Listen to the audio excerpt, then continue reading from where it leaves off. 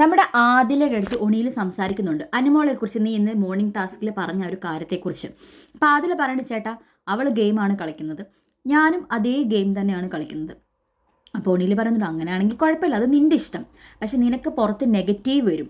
അപ്പോൾ അതിൽ പറയുന്നുണ്ട് എനിക്ക് നെഗറ്റീവ് വന്നാലും എനിക്ക് കുഴപ്പമില്ല എന്ന് പറയുന്നുണ്ട്, എനിക്ക് പ്രോബ്ലം ഇല്ല, എൻ്റെ മനസ്സിൽ തോന്നിയ കാര്യങ്ങളാണ് ഞാൻ പറഞ്ഞത് എന്ന് പറയുന്നുണ്ട്. അപ്പം ഒനിൽ പറയുന്നുണ്ട് ശൈത്യ നിൻ്റെ ഫ്രണ്ടാണ്, നീ ഇത്രയും ദിവസം ഇവിടെ നിന്നു, അവൾ പക്ഷെ നേരത്തെ പോയി ശൈത്യ.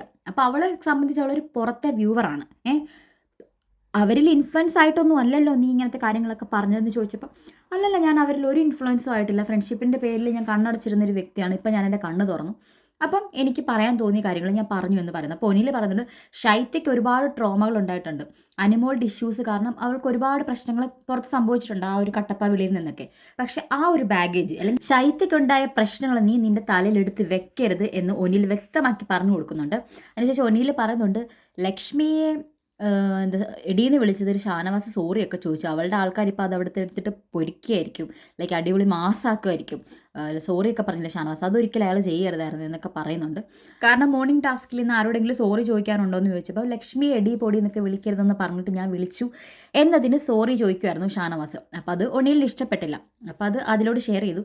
അതിലിപ്പോൾ പറയുന്നുണ്ട് എൻ്റെ അടുത്ത് കാണിച്ചതൊക്കെ വെറും ഫേക്ക് ഫ്രണ്ട്ഷിപ്പായിരുന്നു, ഒരു 100% ജെന്യൂനായിട്ടല്ല അവൾ നിന്നത്, വെറും എന്നെ യൂസ് ചെയ്യുമായിരുന്നു. അപ്പോൾ അതൊക്കെ കണ്ടിട്ടാണ് ഞാൻ പറഞ്ഞത് എന്നുള്ള രീതിയിൽ ആദില പറയുന്നുണ്ടെങ്കിലും ലാലേട്ടൻ്റെ കഴിഞ്ഞ എപ്പിസോഡ് വരെ സ്വന്തം ഹൃദയം അനുമോൾക്ക് കൈമാറുന്നു, അവിടെ സേഫാന്ന് പറഞ്ഞൊരു വ്യക്തിയാണ് ആദില. പുറത്തുനിന്ന് വന്ന പല ആളുകളുടെ വാക്കുകൾ കേട്ടിട്ട് അനുമോളോട് പതുക്കെ മിണ്ടാതായതാണ് ആദില നൂറയും. അനുമോളോട് ഒരു കയ്യകൽ ഇടാൻ പോകണമെന്ന് പറഞ്ഞ ആളാണ് നൂറ. ഈ അപ്പാനിയും സരികയൊക്കെ കൂടെ ഒരു ആക്ട് കാണിച്ചു. അനുമോള് അവരുടെ അടുത്ത് ചോദിക്കുകയാണ് എങ്ങനെയാണ് പുറത്തെ ആ ഒരു ഇത്, ആര് കപ്പടിക്കും എന്നൊക്കെ ചോദിച്ചപ്പോൾ അനുമോളുടെ പേര് പറഞ്ഞപ്പം നൂറയുടെ പേര് പറഞ്ഞപ്പോൾ അനുമോള് വല്ലാത്ത രീതിയിലൊരു എക്സ്പ്രഷൻ ഇട്ടു എന്നൊക്കെ അപ്പാനി പറയുന്നു. അതേപോലെ തന്നെ സരികയും പറയാണ് ഞാൻ പറഞ്ഞു അനീഷേട്ടനും നീയും ഒരേപോലെയാണ്, ആര് ജയിക്കുമെന്ന് ചോദിച്ചപ്പോൾ ഞാൻ നൂറയുടെ പേരാ പറഞ്ഞത്, സരിക നൂറയുടെ പേരാ പറഞ്ഞത്. അപ്പോഴും അനുമോള് ഭയങ്കര വേദനിച്ച് അല്ലെങ്കിൽ വല്ലാണ്ടായിപ്പോയെന്ന്. അപ്പം ഇങ്ങനത്തെ കുറേ കുത്തിത്തിരിപ്പുകൾ ശരികയും സാരികയും അതേപോലെ തന്നെ അപ്പാനിയും നമ്മുടെ ശൈത്യ എല്ലാം കൂടി ഈ ആദിലയുടെ തലയെ കുത്തി വെച്ച് കൊടുത്തിട്ടുണ്ട്. അനുമോളെ ഒഴിവാക്കി ഇവർ ബാക്കിയുള്ളവരുടെ അടുത്തൊക്കെ കൂട്ടുകൂടി നടന്നപ്പം ആര്യം തിരിച്ചു വന്നപ്പം അനുമോള് നല്ല രീതിയിൽ ഫ്രണ്ടായിട്ട് നിന്ന്. അപ്പം ആദിലയ്ക്ക് പേടി തോന്നി തുടങ്ങി. കാരണം ആര്യനെ കുറിച്ച് മോശമായിട്ടുള്ളൊരു വുമൺ കാർഡ് നമ്മുടെ ആദിലിവിടെ ഇറക്കിയിട്ടുണ്ടായിരുന്നു, ഒരു കിസ്സിങ്, നൂറയുടെ വയറിൽ കിസ് ചെയ്യുന്ന രീതിയിൽ.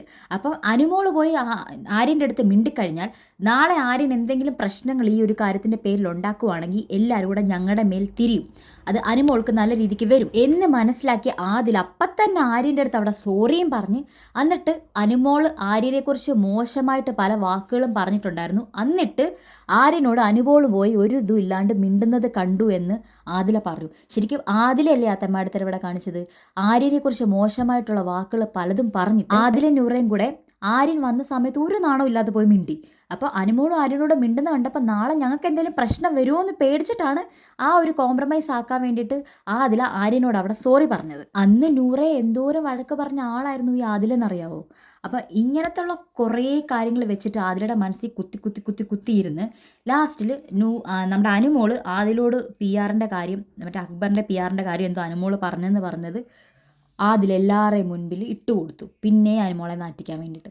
ഈ പണിയാണ് ഈ പെൺകൊച്ച് ഇവിടെ കിടന്ന് കാണിക്കുന്നത്. ഇമാതിരി ചെറ്റത്തരം, ഇത്രയും ഡബിൾ സ്റ്റാൻഡേർഡ് ആയിട്ടുള്ളൊരു പെണ്ണ് ഈ ബിഗ് ബോസ് ഹൗസിൽ ഇത്രയും നാൾ നിൽക്കാൻ യോഗ്യത ഉള്ളവളാണ്. ഇവളെ ഇറങ്ങിക്കഴിയുമ്പോൾ ആൾക്കാർ ഇവളെ എങ്ങനെ സ്വീകരിക്കും എന്നൊരു ബോധമുണ്ടോ? ഇവൾ ചെയ്യുന്നത് എന്താണെന്ന് ഇവൾക്ക് എന്തെങ്കിലും അറിയാവോ? അപ്പം നമുക്ക് പുറത്ത് വരുന്നത് വരെ കാത്തിരിക്കാം എന്താണ് നടക്കുന്നതെന്ന്. ശരിക്കും ഉണ്ടല്ലോ, ഇതാണ് ഡബിൾ സ്റ്റാൻഡേർഡ്.